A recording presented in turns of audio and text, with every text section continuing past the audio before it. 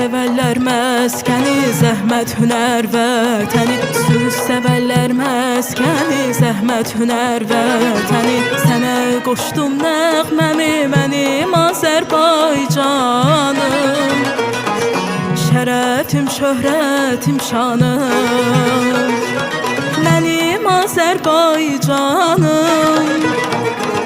Şərəfim, şöhrətim, şanım.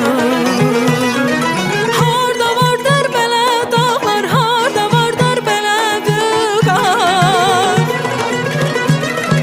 Harda vardır belə dağlar, harda vardır belə vüqar. Ülfəti dost ilə bağlar mənim Azərbaycanım. Şərəfim, şöhrətim, şanım, mənim Azərbaycanım. Şərəfim, şöhrətim, şanım.